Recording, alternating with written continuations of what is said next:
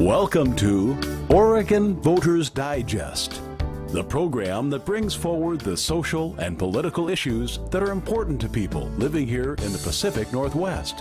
And now, your host, Bruce Broussard.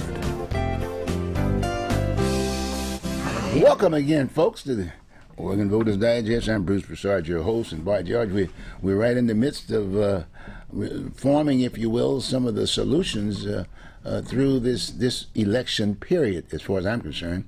One of those main staples was that of the whole issue of the strike that we're having here at Portland Public Schools. I mean, first time in history. Yep. First time, the largest school district as a strike. No one could stop it. And you start looking at the leadership of the union, as far as the teachers are concerned. They're a very aggressive, active group.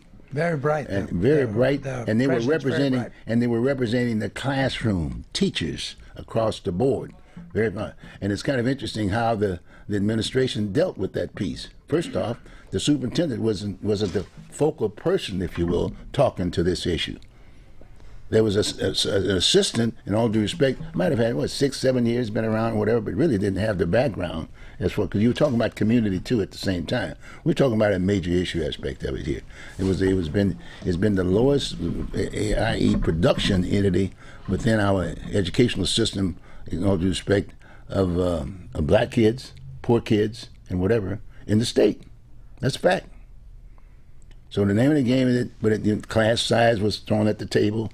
A lot of other issues were thrown to the table aspect of it. And so, anyway, there was a lot of things that were there. And so, bottom line is that, and I think the timing was perfect for what we're talking about right now, because we've got to talk to addressing some of the solutions for those issues. You got me? And that, to me, is what the strike is and should be. And so that's where we are. So I thought I'd bring on a person that could maybe talk about the whole issue of the strike. You can't really talk about that unless you reference the base, where we've come from.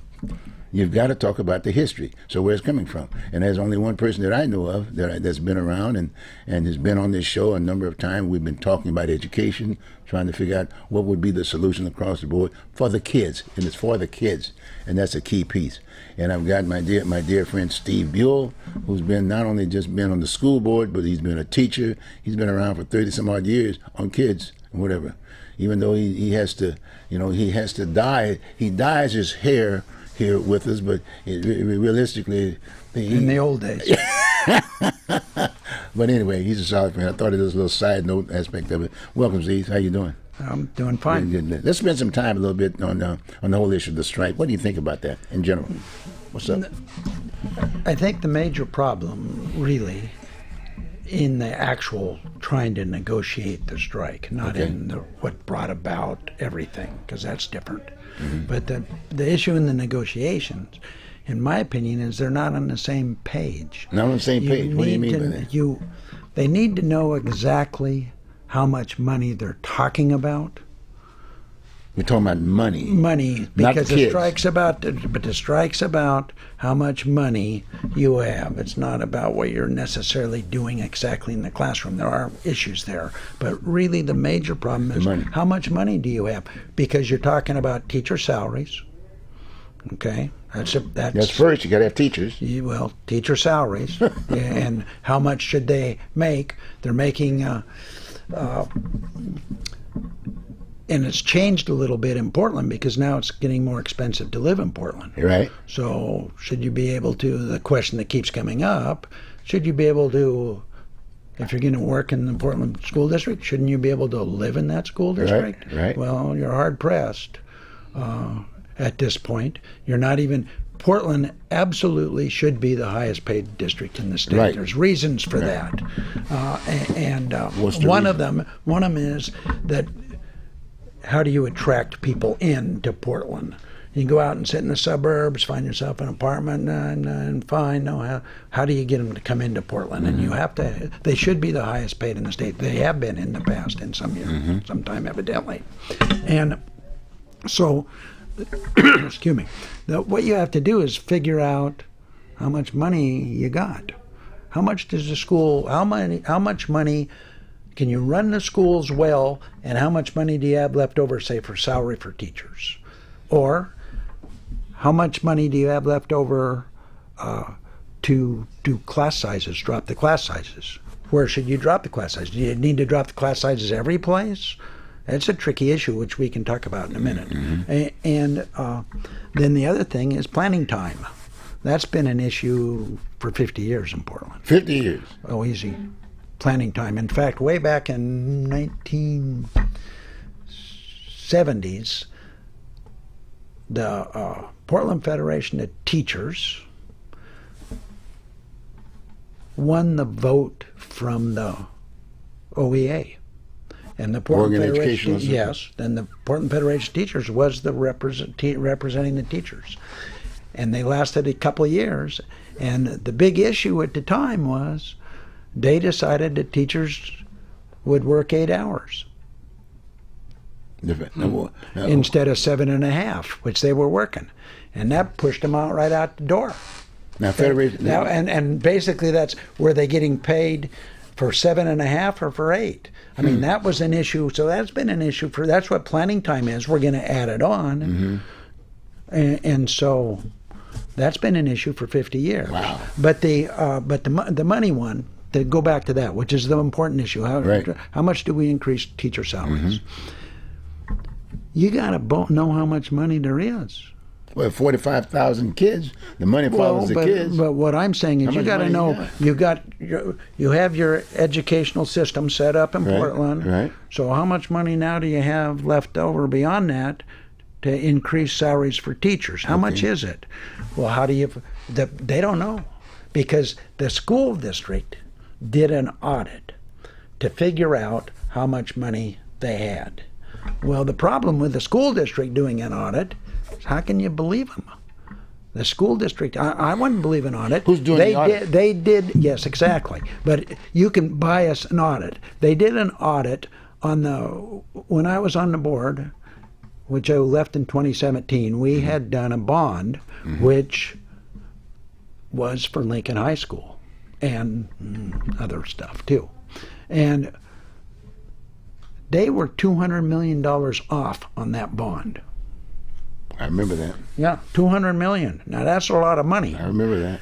And the question is, how did they get to the $200 million? Exactly. So they brought in an auditor. I actually talked to that auditor. I wasn't on the school board, but I called her and asked her.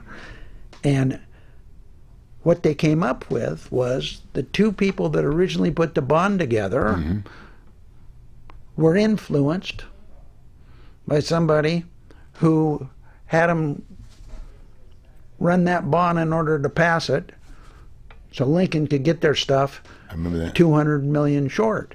Who did that? Well, the problem is that I'm going, wait, I know those two guys.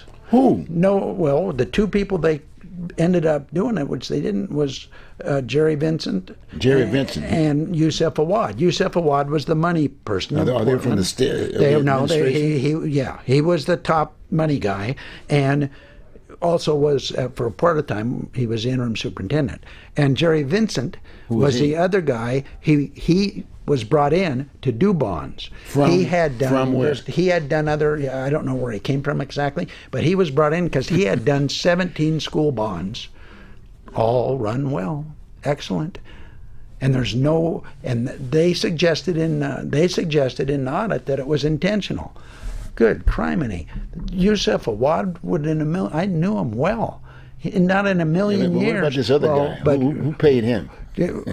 Where did he get Jerry his check? Vincent was not. He had done 17 bonds. He was working for Yusef Awad. There's no way in the world. So the two of them were working. There's no way in the world that they would have done that. I know Yusef Awad. You end up looking foolish. He would never put himself in that position. And Jerry Vincent wouldn't do it either. And so the question was, okay, where was the $200 million? They said it was these guys, so it wasn't us, it was them. But in actuality, they never really took a look and saw, where's that $200 million going? Now, there was a guy that I bumped into, actually at a party once, a Christmas party, I think it was, and he told me he had been on the Lincoln people on the committee that was putting stuff together, and he finally quit because They're spending way more money than they should have been in certain places. Well, who's controlling this piece? Well, the whole point is they had an audit, and the audit wasn't any good in the end, in my opinion. This is totally my opinion. Not that they can argue it, and they brought it into court, and you could say, okay, the audit was great, and they could probably prove it. But I question it. And so an audit done by the school board and the administration. So what you need is you need a good audit. And the one way which I would suggest to do it is you bring in the school administration, picks 2 people who are auditors. I think you can take the auditor from Multnomah County probably would do it. Isn't she highly respected? And the teachers would bring in 2 auditors. You make a little audit team of 4 people, and then they actually audit the district and know exactly where the money is. And they set up, okay, this is how much money we have to spend on the teacher things, and these are other places you could go get money. You can go get it to this issue. You could cut administration this much. You could do this, or you could do this. And so you just give that money to the teachers, let them do whatever they want with it in the district. They want to have salaries, fine. They want to have class sizes smaller, fine. Just let them do it, and then sit back down and bargain these specific things where you know exactly how much money you're talking about and what you're talking about. Right now, they don't know what they're talking about. But you've always mentioned in the past that third entity. The what? That third entity, the well-to-do. Well, yeah, but that has nothing to do with in the room. They're the ones signing the checks, right? They're signing the check indirectly. Well, the taxpayers. No, but no. We don't sign the checks. Not just taxpayers. A specific amount. The guy that signs the checks is the guy who works for the school district. The guy who works for the school district. Who is the person who is doing the financial, man or woman, who's doing the financial stuff for the school district. Who signs that check? That's where the money comes through. Who signs that check? They sign the check. That's on the you have a certain amount of money budgeted. No, but I'm just saying. It's within the school system that is done. Nobody outside's coming in and telling them where to spend the money. But we've agreed through the years that there's been an entity. It's not, but it's not directly. I know it's not. It's not a direct. They would never. Well, you kind of made it sound like it was direct. It's not a direct entity. Indirectly, it's an indirect entity. They say. Right. They basically said no districtization of the school district. All that kind of stuff. That's probably it has an influence. There's no question about that. Is this being influenced that way? Probably not. Not now, because guess what? We got a strike going. Yeah, but I mean, I think those same entities. And in the last segment, you and I talked a few minutes ago. I talked about how Paul Anthony and I had tried to set up a committee which would equalize the school There's district. an entity they're focusing here in the Portland metropolitan area. Yeah. And as you open up the situation about the cost and this, that, and the other, and the people get elected or often in that entity. And these same entities are part and parcel of what do we do to get the city of Roses back now, right? Got me? Everybody's struggling, trying to figure out what do we do here. Homeless. Things go. No one wants to live in this environment aspect of it. So these folks are saying, "Gee, I want to be a teacher, but I can't afford to stay here. I got to basically go to Vancouver or something and do something like that. Kind of a routine." Well, yeah. You got the problem in the city. It's a problem, and it's affecting the schools for one reason. Yes, they're losing kids. Yes, and so losing kids, you got a certain amount. You're losing money because you get your money based on how many kids you got. And so if you lose money, where are you going to go get it? And so that's what the audit, what kind of a real audit where nobody can sit and say, oh, they both sides agree because they both put in people. But you make the other point about all the issues that we have here in the city of Portland. Who wants to live here? And they can't live here. So things are going up for days. If all of a sudden you go outside the borderlines aspect of it, hey, guess what?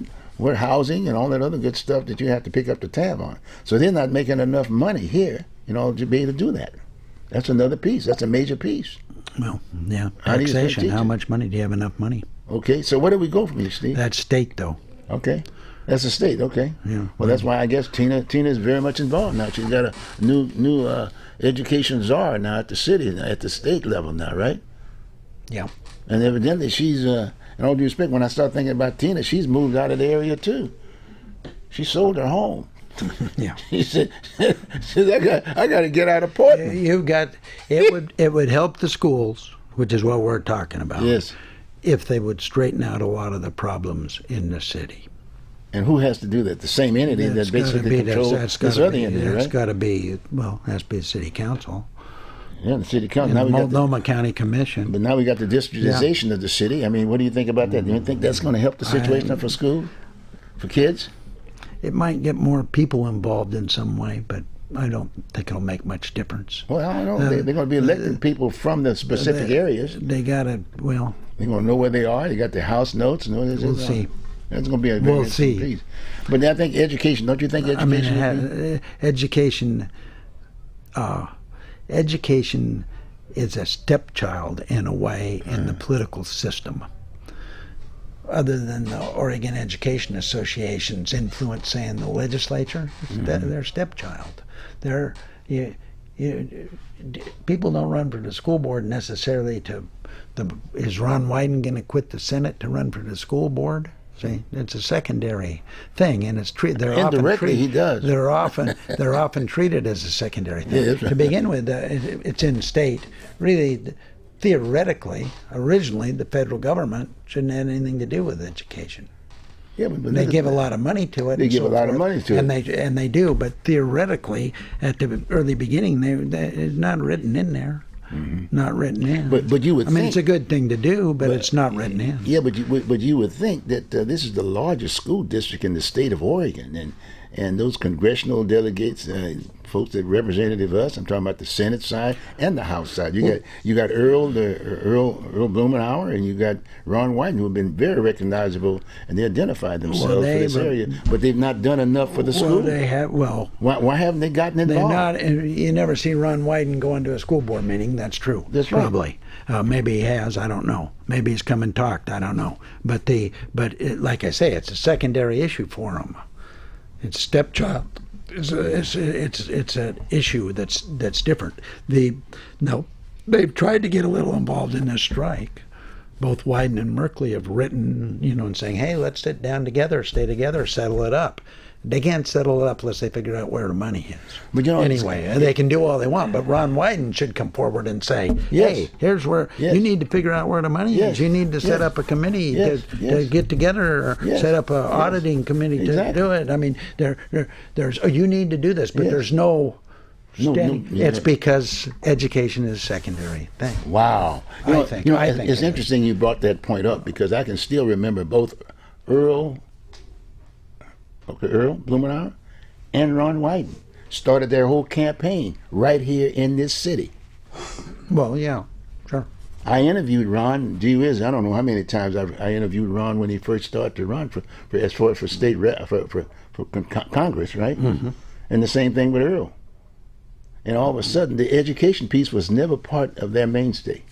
But they've always identified here, and it's never really been a part of anybody except the governor. If you're in the House of Representatives or the Senate, it's not a part of your stuff. Education in Portland, so. But those federal dollars they sign off for that stuff. Yeah, I know. They sign off for that. And I'll bet if Ron Wyden, if you asked him, he's gotten federal dollars for Oregon. Big time. I'll bet you he has. For Oregon schools. No, but he's not focused on the issues that we're having a strike on. He's not coming forward and saying, "Here's what needs to be done." He's not coming forward. No, but that's what I'm saying. That's all education. That's the way education is. Okay. You find somebody that moved from the U.S. Senate or the House of Representatives and ran for the school board. Right. You find. But we have it now. Earl's getting ready to leave the seat, so maybe run for the school board. Well, man, you can run. You could run for Congress, maybe. He could be. He could be. Earl could be a pretty good school board member, maybe. Yeah. But indirectly he could. You run or something. Maybe we could. I think Stephen Kafori. Wasn't he? He ran for the school board after I think he was a state senator, maybe. He was on the school board. I remember that. In fact, I'm thinking about another person that should run. As far as I'm concerned, Loretta Smith be a good person. She's very familiar with the area. She knows. If she'd do anything, I don't know. But let's go. We always ask her. No problem. I think it's a good idea. Let's talk a little bit about class size. Got about another 5 minutes. What they're doing, class size is it's not across the board issue in education. It's in class size. It's how what type of school are you in?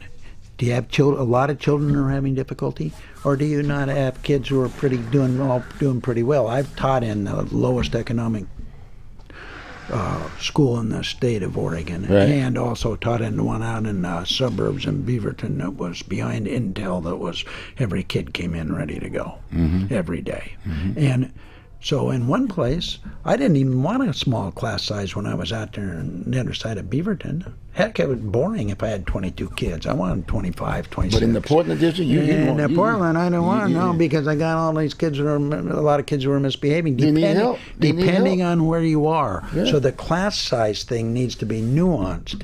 It's not something where you can just draw a line. Aren't they talking about that now? I don't know. If they are, they should be. The planning time is a different ballgame. We talked about they've been talking about that for 50 years. Right. So they had a number. If you gave a certain amount of 40 minutes more planning time, it was going to cost them $100 million. That was the number that I saw. Now I don't know how. Like I say, I don't. Who'd say us? But the planning time's a whole different ballgame. If you're going to be a school teacher, you're going to work extra. Oh, for sure. You're not going to. If you have if you're a really hard-working school teacher, you're going to work extra. With 45,000 kids in one location, you're going to have to work hard. You're going to. Each school teacher's got to work to do their job well, and so there's no question. The question is, do you want to spend the money there, or do you want to spend the money here? That's the question of the planning time. That's the question of the class size. Class size. Yeah. And so, no, I don't want to spend the money for class size for schools that don't need it necessarily. However, you should have limits to a certain degree. You got 36 kids, it's a bad deal no matter where you are, what you are, or how it works. It's too many. 26 isn't necessarily too many depending on the situation. 22 is too many depending on the situation. It's all relative, and so trying to solve that here, I think they'd be better off saying, okay, we're going to take $40 million or whatever, and we're going to use that $40 million for changing class size, and we'll sit down and figure out how to do that. Not be bargaining how to do that. Bargain the money. But who should do that? The money. Who should do that? You can have anybody do it. Teachers. You can have anybody do it, but the teachers, in the classroom. Teachers are in the classroom. They wouldn't know that. But they're also biased to a certain degree. If I'm a teacher you can do it with a committee, right? If I'm on that committee and I'm up at some school in the West Hills that doesn't have hardly any problems, they probably have a lot of problems. I still would like. You don't say it. Still less work. Yeah. And so, but the other thing, a couple of the things they're talking about, which are rats in the building, we'll get rid of them. I can get rid of the rats in my house. Let's get rid of those. And also I've taught where it was 100 degrees inside with no windows that open. I did it. And it's no good. Yeah, but I would go outside and do it. But this heating thing, too cold, too hot, that's a problem. And so fix those. But you shouldn't have to fix them by taking money from the teachers. Maybe you should have fixed that in your bond. Should have done that the last time around. Have a bond that does that. I'm not saying that. And that should be done. The teacher shouldn't have to bargain whether or not you got rats in your room or not. That's nuts. So those are solid things. Don't put that in there. Get that out of there and bargain for. Should have been done on the last bond issue, but I noticed that Jefferson and some of the other so-called minority poor school kids, their schools are not being refurbished. Right? Well, I don't know. I'd have to look at it. Yeah, I mean, I don't know that there was they were going to move Jefferson kids way over to the other side of town, and now they're evidently not. But you got to be more thoughtful, I guess, to begin with. Yeah, that's they didn't move. Well, in a way, it's another issue, but it's taking up money. And if anything that's taking up money becomes an issue in this, because if you're taking up money, you got less. They never built anything. Jefferson is still sitting down there, saying, "Well, we might do something else. Yep. They're not on schedule. Let's put it that way. Yep. Got me? Okay, good. Well, look, we got to come back. Hopefully, we've given enough information for you voters out there to make sure that when these folks are running for office, city council, whatever, maybe some folks running for Congress, maybe so and so and so, make sure these people have resumes. Make sure they have resumes, that they have some sense of background, of involvement in the various issues. You can get pretty good young people if you can get them to run in there, come in with a good attitude and stuff, and they don't have a chance to have a resume yet. There are people I know who I'd put on the school board who do pretty good, who are young. 25 years old or something. But we got old young ones too. You know, for instance, like what are you about 75 or something like that? A little more than that. 75, 80 maybe? Not quite. I'm 58. Yeah. You know, you turn that age around. We got resumes, right? You got resumes. They need to have one or two people up in that arena. Well, you need some. We need to develop some younger leaders too. I do. We want to. No, that's our problem. We got to bring them on. It is yes. We got to bring them on, and some of these seniors, you know, who have been basically running everything, need to realize that. Got me? They have resumes too, but theirs is for the dollars. And we're talking about kids here, right? Fair? Talking about kids. We're talking about kids, and we got to focus on these kids. And when you look at the issues that we're having here now in our city, in our state, in our country, for that matter, it's about our youth. And if we don't address those issues, guess what? Well, we didn't talk about behavior in school. No, that's the next one we're going to do. We're going to do another behavior in school is an important, super important one. Let's get them to. And there's stuff they need to do that would really help. Let's get them to discuss the issues that we've been talking about today, and then we'll bring you back in, because as this thing gets closer and closer to the election aspect of it and the strike. Because they're still striking. We're striking. I think they got trouble. If they would come up with the audit, so everybody knew what money they were really dealing with. That whole strike. Make sure that we have a public. Make sure we have a public auditor too aspect of it. The people should be able to. Well, if they both choose people they think would do a real job, then when they put them together, they could do a real job and find out. Well, Steve, thanks. It's always a pleasure. You're going to be back here again, and hopefully you, the viewing audience, will sit down and get together with your neighbors and this, that, and the other, because you got kids and whatever. Sit down at the table and have these discussions. Okay, it's very important. And if necessary, give me a call. Come on this table, 503-701-0457. Oregon Voters Digest. Have a good one on your piece. Okay, good. Now we're going on and take this another guest. Thanks, Steve. Appreciate it very much. Okay, good. Let's see. Where's Fred? Get him over here. In fact, let's do Bob. Bob, come on over here, Bob. This is Community Television. Steve, I'll be talking to you soon. Okay, buddy? Thank you. Have a seat, buddy. Hey, how's it going, Steve? How you doing? Good to see you. How are you doing? He's doing pretty good. Say hi to him. Okay, let's go on. Do this, please. Take this. Say that, man. We're gonna close this one up here, and then after that, we're gonna talk about another issue that is of importance, if you will, to the issues that we have here in our city, and et cetera, whatever. But anyway, I thought I'd bring Bob here on now at this point in time. He's had the opportunity to discuss some of the issues that we're having. One of the major issues has been, in all due respect, what does he think as a layperson about what's going on here that we are having today? Bob? Well, you've been looking at the news. What's up? The basic issue, as you know, not only is the teachers has gone out on strike, but Kaiser UFCW work employees are out on strike. The SEIU's members are went out for a day, but they let them feel the pressure. And these are all union. These are all your folks, Bob. Bob, you've been representing all these folks for years. Yeah. What's going on, Bob? Well, what's going on is that,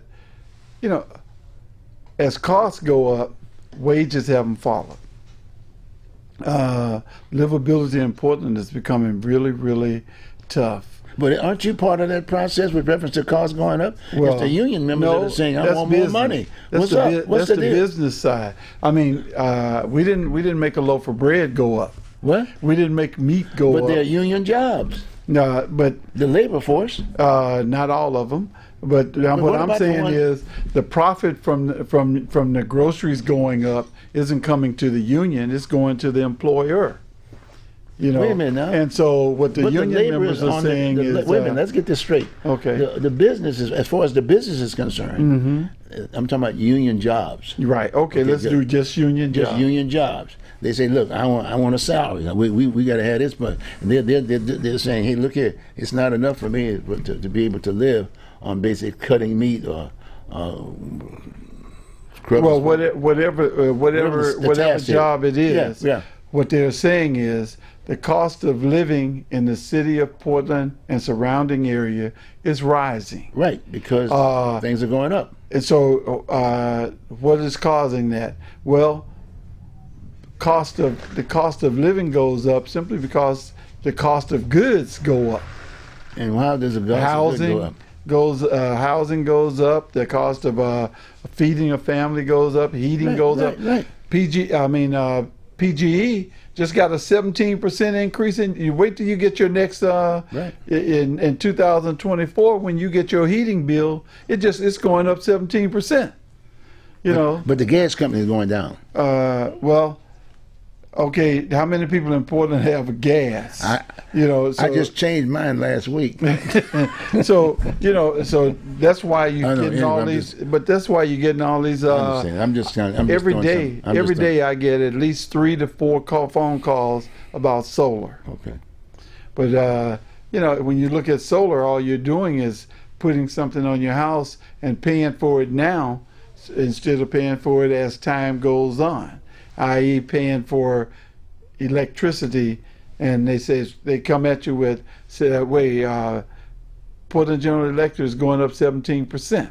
But they said something about they had to build this and they got to do this and this. Well, they said they're 200 million shortfall. Right, because of the things that they want to improve. They want to improve the services and whatever. Yeah. Do you think that they're justified in doing that? Well, of course, there's some. As I know that there's some blue sky in every proposal. Okay. So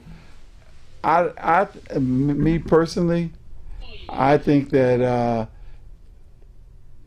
everybody that we should look at these strikes and ask the question. How are these people trying to live? Let me give you a perfect example. Okay. And I'm an ex-union rep, so I read some of the proposals. Well, one of the things that the teachers are proposing, because a teacher's salary is between $50,000 when you start and $80,000 in the 80s as you go along. Mm-hmm. So you have to get that education to get to the 80s. That $30,000 gap. Right. is filled with more education. Time and yeah. Right, in time. And so with their new contract, if they get this, that $80,000 will become over $100,000 for those, and those $50,000 is going to be at the top of that $50,000 gap is going to be somewhere around $90,000. So yeah. So but what about the cost of living? And who wants to live in the city? And that's the thing. Where do most of your teachers live? Well, right now they're saying I'm not going to come afford here. To I live can't afford to live in the city, right. So I'm going to move outside of the city. Right. That's what the deal is. Right.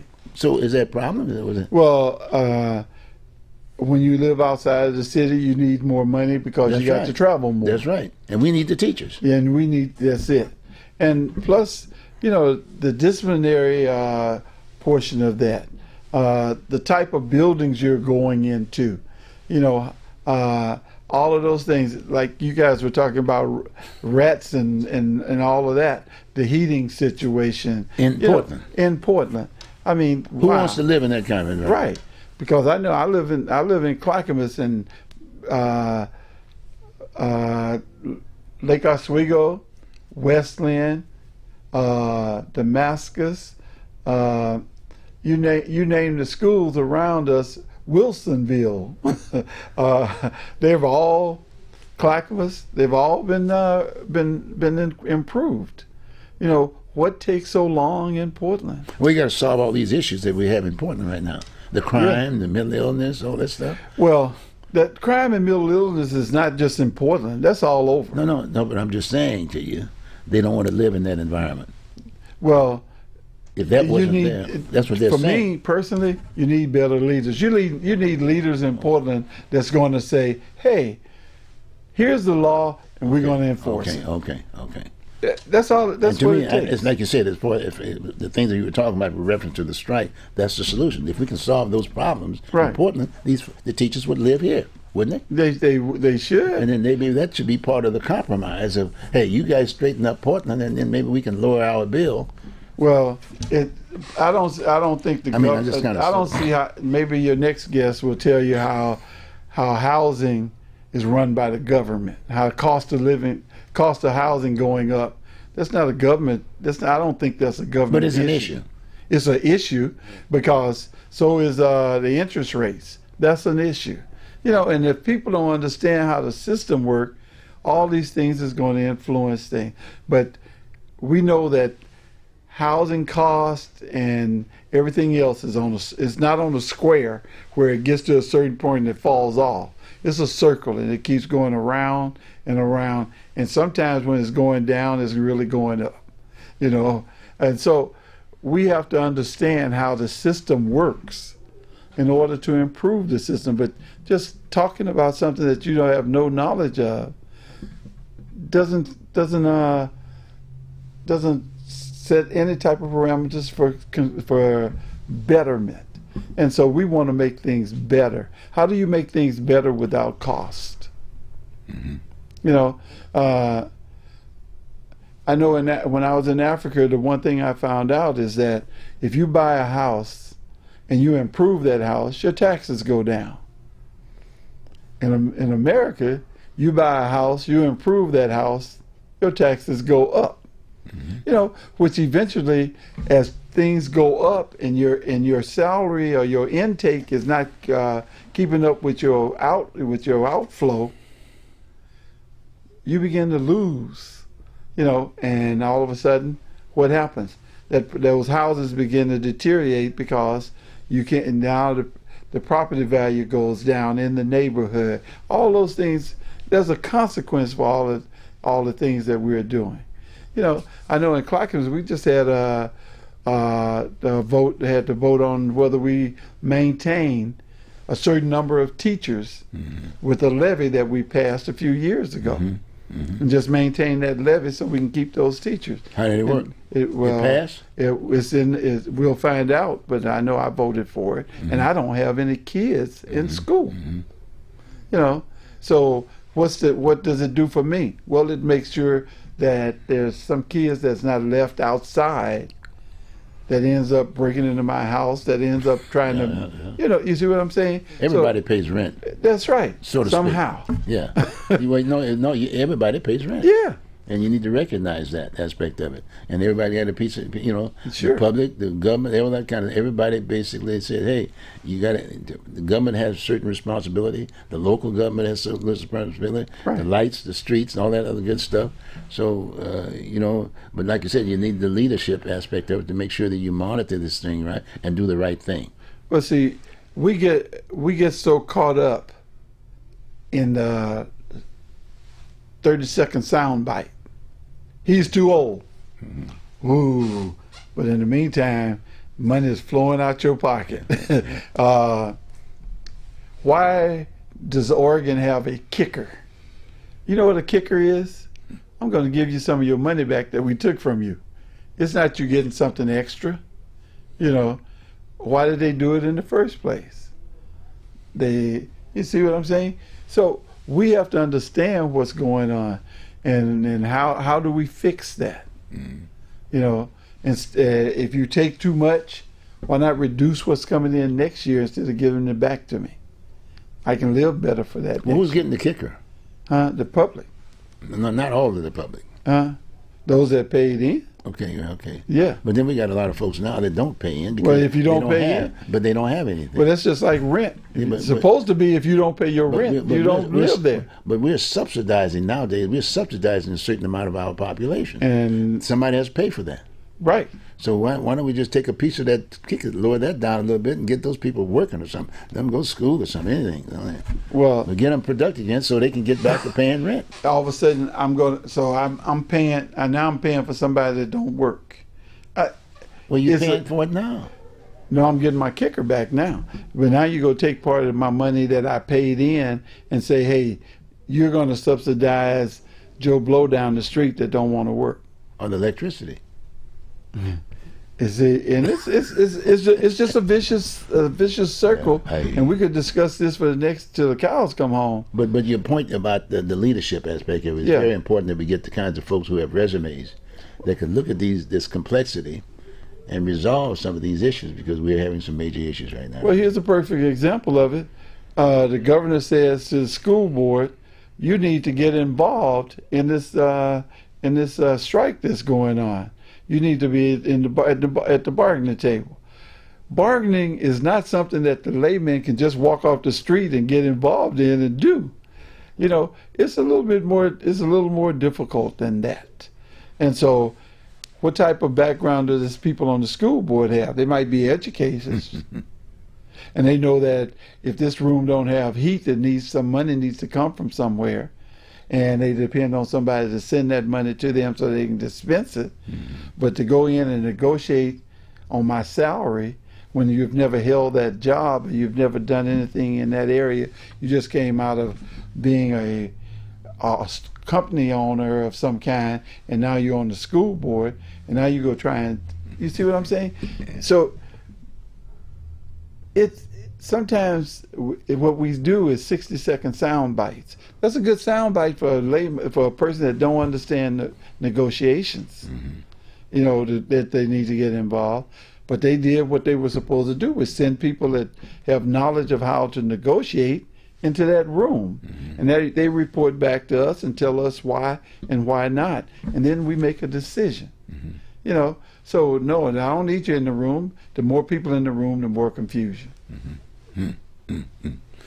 Well, my friend, evidently we're going to have quite some discussions here up front, right? It's going to be a good winter. Okay, good. So what do you think about some of the folks that are reaching out and basically wanting to take in those leadership positions by running for office, like the city of Portland, for that matter? Well, in the city of Portland, we know Maps is running for mayor.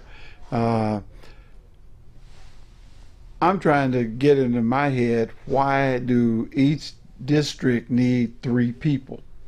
Maybe somebody can explain it to me and make me understand it better, because all I see is that they're making about $140,000, $150,000 each, and so you just added 75% more in salary to that position. You see what I mean? Because you're bringing in 9 more people.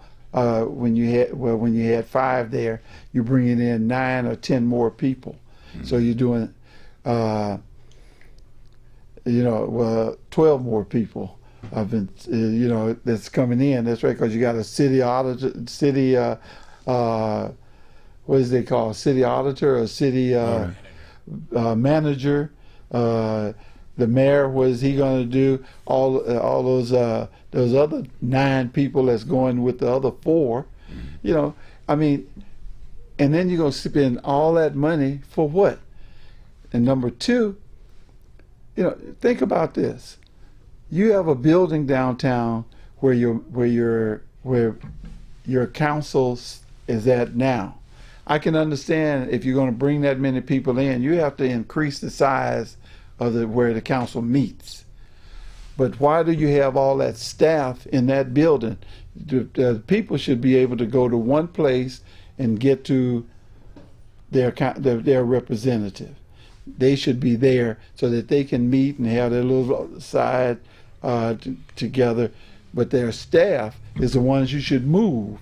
Don't tear the building down for $200 or $300 million. You know, tearing the building down, destroying old quality woodwork and things of this nature. Why not move the staff like they did over in the building next door when they were renovating? They moved people out into other buildings that they have around the city, and the staff comes together. You know, the person that's having the meeting, they bring the staff, comes to that meeting there. I mean, it's really a better solution and cost efficient. You know, it's not my money, but I'm in charge of it, I spend it any kind of way I want to. But if it's my money, I'm thinking about how I'm going to spend it. You know, one of my favorite sayings is, if you throw a party and all the alcohol is free, and all the drinks, whether it's pop, alcohol, or whatever, is free, when you clean up afterwards, you got all kind of full cups. But when they purchase that stuff and you get ready to clean up, most of the stuff is empty. That's how you take care of your own. And so this is the thing in the city. We, the people, need to sit down before somebody makes a decision for them. They need to sit down and say, hey, give me an outline of what you're thinking of doing. You know. And the mayor said, hey, I'm looking at putting everybody out and revamping their office and all of this kind of stuff. Why? Well, now you do know that there was there was a committee that came up with these ideas, and it was voted on by the committee. By the committee. Right, made up of public voters.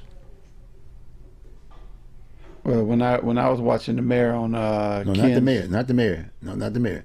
I mean, they had a full-fledged, almost about a year or so. Oh yeah. Talking to these issues and what did they come up with, and then in fact, some of the folks who were on the present city council and the mayor, for that matter, basically objected to the whole idea.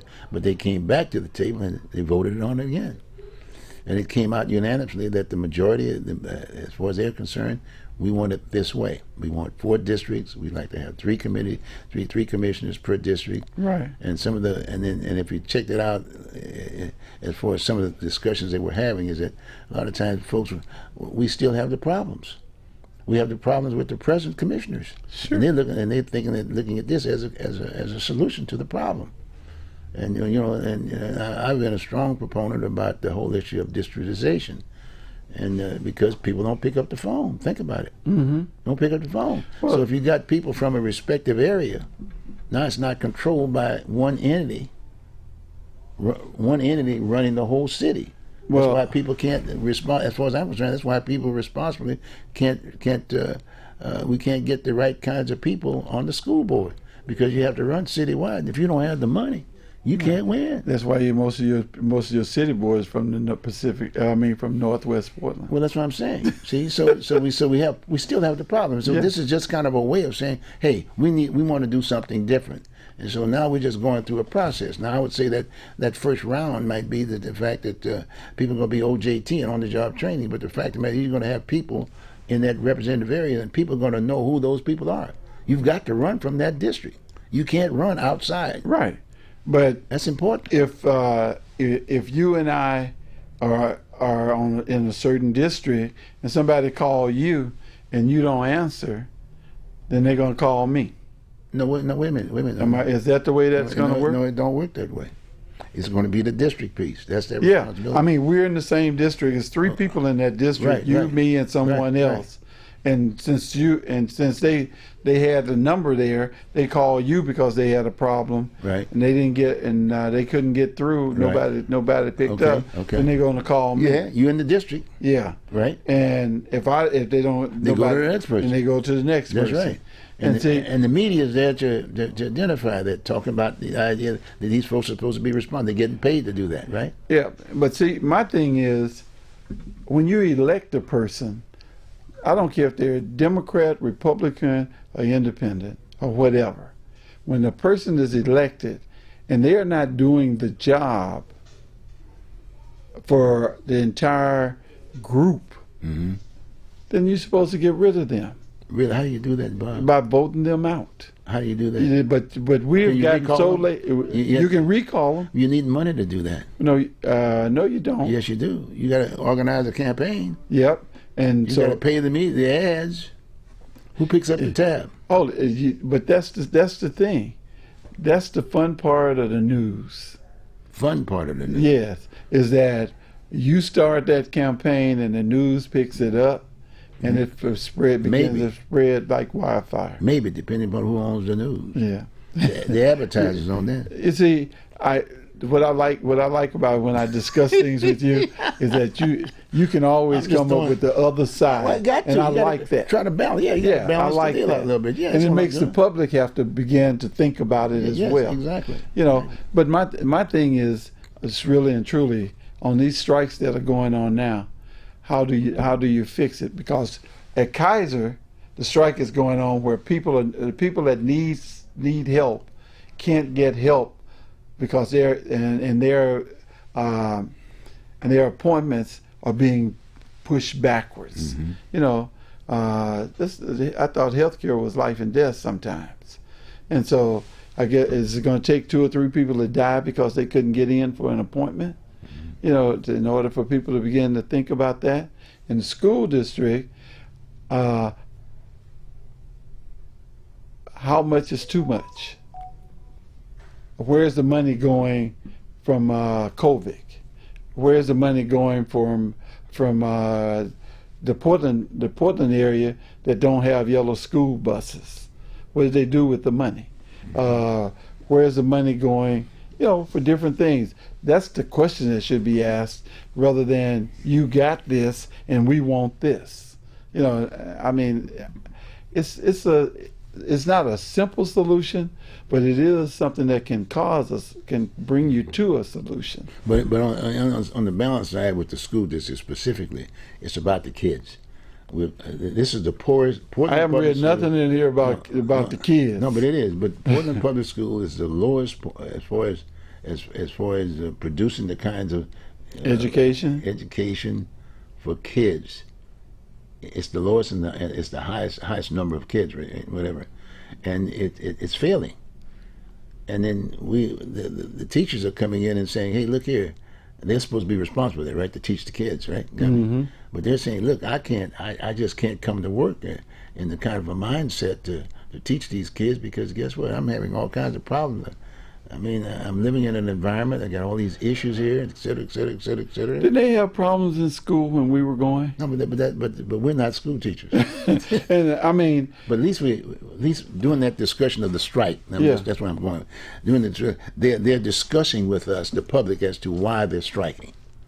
And they're dotting the I's and crossing the T's and this, that, and then say, "Hey, look, class size is the problem because we got a lot of these young kids. They got problems at home. They got this. They got mental illness. They got this, that, and the other. And that's not our job. Our job is, I've signed the contract to do certain things. Bang. And I'm not able to do that kind of a piece. With these students in my classroom. Right. You got class size and all that kind of thing. And I'm just not in a good mindset. I'm living in an area, there's shootings down here, and all this, that, and the other, and we're living in a different kind of an area. You don't have to bother about that situation. See, so these teachers. I wish that was true. but you understand what I'm saying? Oh yeah. What's projected out in the media, right? You got me? And so the bottom line is that we're going through a process. Luckily, we have that kind of a process where a person can strike and this, that, and the other. Right. And then it's the media is supposed to do the interview to make sure that it's gotten to the voting public. But you can't. Right? Here's the problem with interviews. They're a minute, 30 seconds long, mm-hmm. and all you get is a 30-second sound bite. Well, that's another issue. And so you really and truly don't know what the issue is. And when they talk about class size, that's from what I've read and what some of the guys has said, is that you're talking about 25 kids in a class, and now they want to go to 28. Mm-hmm. 3 kids. My thing is, I don't know how that would hurt, how that makes your day longer, or how that changes things for teachers. Well, normally the media educate you that through the teachers. Yeah, but I don't think in decreasing your class size and increasing your salary doesn't weigh out. But they talked about that, and that's what I'm talking about. If how do I decrease your workload, but increase your salary? I got to get someone else to take that workload, and so that means I got to bring somebody else in. You see what I'm saying? So where am I going to get those funds? All I'm saying, they discussed that. we have a process to discuss that. They put the committee together, i.e. through the union, right? Got me? And they have that discussion among the teachers, right? Got me? And then they come up with, okay, fine, this is how we can solve this problem. And they put that on the table, and that's what they're discussing now. And then they got to put a dollar figure on that piece. Got me? But some people say, well, gee whiz, I'll be able to live outside of this area until this resolves itself. Well, you know, from what I saw was that the school board is offering 143 million a year increase in the school in the Teachers Association, the Portland Association of Teachers is asking for 243 million. Hey, that's a heck of a difference. Oh yes, it's a difference. But my point is that was discussed, and they had to come up with that. Yeah, no, that was discussed. By whom? By the groups that got together. Yeah, that's why teachers are out on strike. Yeah, because the school, the people that's in charge of the schools are saying we don't have that type of money. You know, where are we going to come up with an extra? The union teachers have basically put that discussion together, right? Right. That's what you guys do. Right. The union did this, and they came up with a figure. Right. From a knowledgeable group of folks who are organizers, right? And that's it.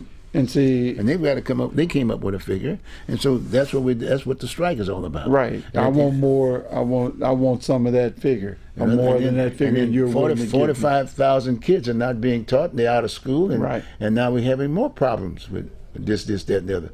So guess what? That's the push to get this thing resolved. Right. So they need to get this thing discussed, get it done. I agree. At the end of the day, they're going to come up with the money, right? I don't think so. Because those kids, they're going to have to come in, because those kids are going to be back in the classroom. Where are they going to get the money? I'd give it, hey, get it from... It's only two places they get money. Governor. The state of Oregon and our taxes. That's right. That's right. So are we willing to pay more for millage rate on our taxes for schools? After they've gone through these discussions, it's not a willing to, if you're willing to, no, they have to send it out for a vote of the people, right. For as far as getting money from us. Do I? Yeah, for the school board. No, we just talked about the general electric piece. Yeah. Did they go to the people on that? Yeah. No, they just sent you the bill.